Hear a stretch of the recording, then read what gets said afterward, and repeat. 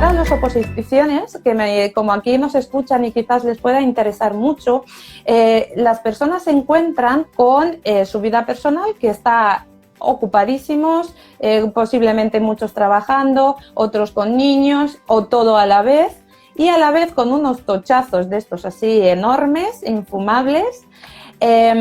Con mucho, a todo esto se le suma lo que hemos estado hablando antes, la ansiedad, las emociones. ¿Cómo pueden manejar? ¿Qué consejo les darías? ¿Por dónde podría empezar? Porque una vez empezando, pues a lo mejor luego la rueda sigue, ¿no? Lo primero es, yo hice un intento de oposición que me duró 3 meses, ¿vale? Porque, como ya te digo, estaba muy perdida y dije, pues esto, ¿no?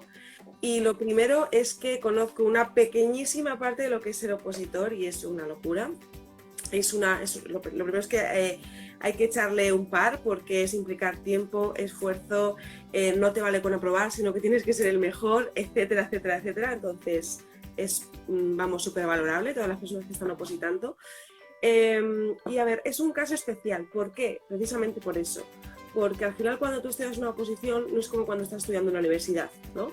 O haciéndote un grado medio, que tú tienes tus plazos, tú tienes tus exámenes, si sacas un 5 apruebas, etcétera, etcétera, ¿no? Es muchísimo más exigente y además contamos con el factor de la incertidumbre porque no sabes cuándo sale la plaza, si este año sale, si sale el siguiente, cuánta gente se presenta, cuántas plazas va a haber, etcétera, ¿no? Entonces, el factor del estrés, yo creo que en tema de oposiciones es un factor que está presente, sí o sí, ¿no? Sí. Entonces, en ese sentido, hay que aprender a gestionarlo, yo que sé, con un coach emocional, aprender a gestionar las emociones, etcétera, ¿no? O sea, eso es lo primero que yo diría en términos, sobre todo, del estrés, porque si tú estás mal mentalmente, el resto ya, olvídate, ¿vale? Sara, comparto contigo totalmente. De hecho, mi mensaje hacia todas las personas siempre ha sido desde esa motivación de trabajar las creencias, los pensamientos y las emociones. Parece una tontería, pero dedicar 10 minutos te marca el resto del día y al final tu vida, porque una vez que puedas encontrar el equilibrio e ir bailando con el estrés, con las emociones y con lo que vas pensando acerca de ti mismo y acerca de lo que es prepararse una oposición, pues ya ahí el conocimiento tiene muchísimo más valor.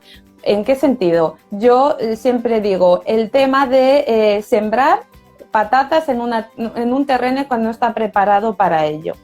¿Cuál va a ser el resultado? Nefasto. Por muy buena que sea la semilla de la patata, por muy buenos apuntes que tú tengas, muy buenos esquemas, al final si tu terreno, que al final eres tú, estás con baja motivación, no confías en ti mismo, no tienes vitalidad, todo eso al final es un lastre, una mochila muy pesada y encima lo que te va a hacer es tener unos resultados pésimos y vivir este proceso de oposición como si fuera un sacrificio y un castigo, ¿no? Y simplemente me alegra que compartas esta filosofía donde es muy importante prestar atención a las emociones. Y ya de ahí todo surge de cara a organizarte los temarios, ¿no? Y ahora de cara, me decías antes, el time blocking. ¿Eso es una técnica que podríamos aplicar de cara a preparar oposiciones? 100%, 100%, claro, por supuesto. Al final, también las oposiciones, no sé muy bien la metodología, supongo que cada uno tiene su propia metodología, ¿no? Pero al final es como que tienes que, en mi corta experiencia, ¿no? Es como que empiezas con un tema, te haces luego repasos, luego te haces repasos cada vez más grandes, vuelves a repasar, inicias, ¿no? También dependiendo de la posición, ¿no? Porque hay posiciones más grandes y otras más chiquititas, ¿no? Como más sencillas, entre comillas, porque no creo que haya ninguna sencilla. Entonces, el time blocking es una muy buena estrategia en el sentido de, bueno, pues tú te organizas por bloques, por temarios, en este caso también te puedes organizar y estipulándote unos tiempos. ¿Por qué? Por el tema de la ley de Parkinson. Cuando tú no te estableces tiempos, dice esta ley, la tarea se prolonga, se dilata lo máximo posible hasta la fecha límite que le pongas. Entonces, hay que poner límites a las cosas para forzar al cerebro a concentrarse y a focalizarse en ellas. Otro consejo súper importante que doy relacionado con todo esto ya a nivel general, pero relacionado con los opositores, focalizaros en una sola cosa, en un solo tema al día, o en medio, lo que podáis, ¿no? Depende de vuestro tiempo, en medio, o si es en una semana, un solo tema. Porque si te focalizas en la primera vez que lo estudias, ¿no? Cuando haces repasos no te queda otra que hacerlo todo, ¿no? Pero focaliza en una sola cosa, porque si estás a varias a la vez, pierdes el foco, tu cerebro tarda en concentrarse como unos 20 minutos aprox de una tarea a otra, entonces estás perdiendo ahí tiempo de concentración al máximo. Y otra cosa que os diría, sí o sí, que os puede ayudar muchísimo, sobre todo porque estáis estudiando y estudiando y estudiando, es todas las ideas, todos los quehaceres, todo lo que queréis hacer, que tengáis en la cabeza, aterrizarlo en un papel, en un Trello, en una agenda, en un cuaderno, en lo que sea, pero aterrizarlo, que en vuestra cabeza no estén dando vueltas las cosas que queréis hacer, que tenéis que hacer, que después, que mañana, que esté en un papel, para que se descargue, se libere la mente y el cerebro se pueda concentrar en lo que es el estudio y la creatividad, que es para lo que está el cerebro. No está para estar recordando pitos y flautas, ¿vale? Entonces... Correcto. Siempre que estudiamos nos acordamos que teníamos que haber puesto la lavadora y entonces, bueno, bien, lo anotas en un papelito y ya pasas. Yo también abogo mucho por la simplicidad. Escoge el multitarea, el multitasking, ¿no? Que se ha puesto muy de moda, que parece que es muy propio de las personas altamente efectivas. Al contrario, si tú coges a las personas que son referentes en el mercado, lo que te puedes dar cuenta es que esas personas realmente tienen mucho foco en cada tarea que hacen. Entonces, para mí es muy importante saber simplificar tus tareas, ponerles tiempo, lo que tú has dicho, porque si yo me doy de plazo una semana, voy a tardar una semana en hacer eso. Entonces, ¿de qué manera puedo medir yo para no subestimar o sobreestimar el tema de los tiempos? ¿Qué guía podría yo seguir? Esa es una tarea de las más complicadas, pero de las más necesarias para darnos realidad, ¿vale? Porque esto pasa mucho también, que es eso de lo que hemos comentado al principio. No, yo voy a hacer 8 cosas el lunes, porque sí, porque yo voy a tardar 1 hora en cada cosa, ¿no? Voy a estar 8 horas productivas, 1 hora en cada cosa. Y llega el lunes y estás 2 horas en la primera, 3 horas en la segunda, 1:30 en la tercera, y al final, en vez de acabar es un ejemplo, ¿vale? A las 5 de la tarde acabas a las 12 de la noche porque quieres hacerlo todo, bla, bla, bla, bla, bla, bla.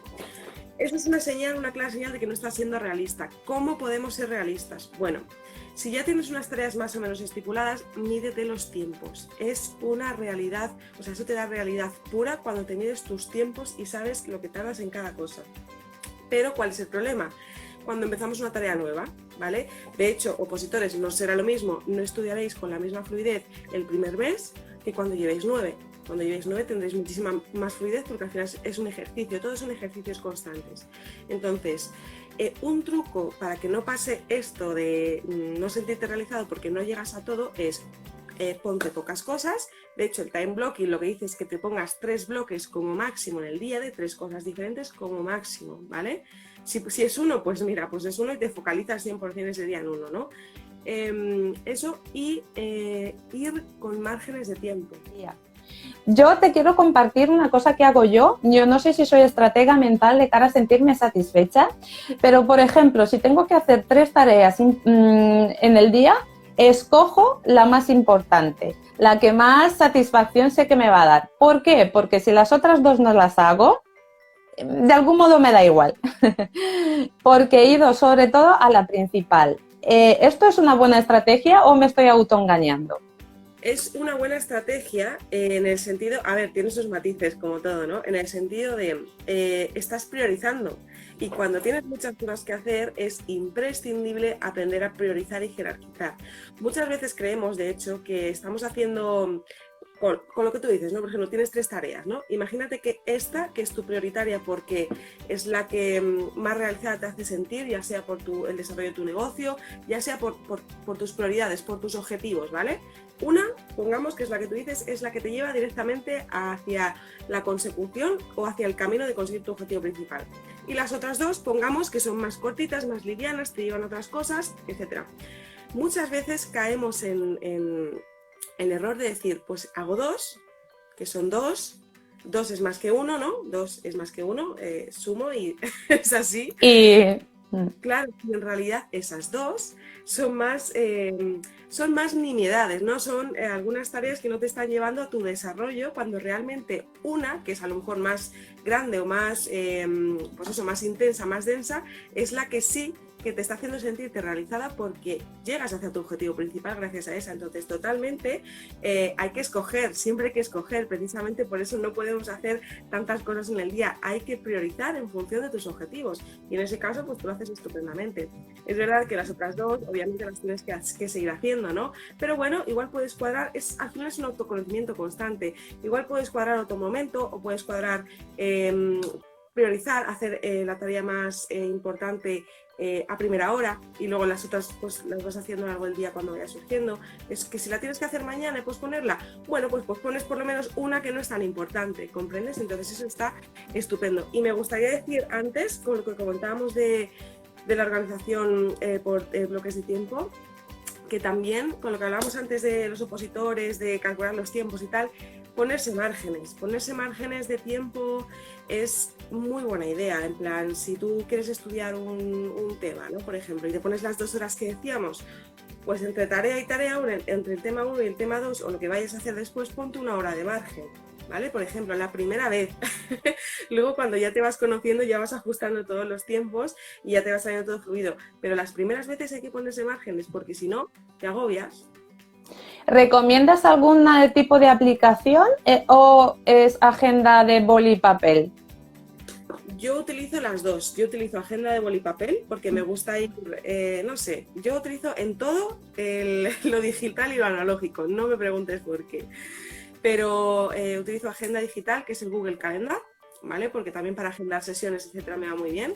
Y también utilizo agenda física, normal, de toda la vida, ¿vale? Y luego para el tema de descargar nuestra mente de todas las tareas, utilizo Trello con mis tareas priorizadas y también utilizo un cuaderno normal, o sea que también esto es a gusto de todos. Utilizo el cuaderno porque, no sé, me gusta, ¿no? Me gusta tenerlo ahí, pero es verdad que utilizo las cosas en el ordenador también porque como trabajo con el ordenador, al final me es más sencillo cuando estoy trabajando mirarlo ahí, entonces por eso tengo las dos. Y por último también el tema de medición de tareas, Toggle, os lo recomiendo muchísimo, muchísimo, muchísimo.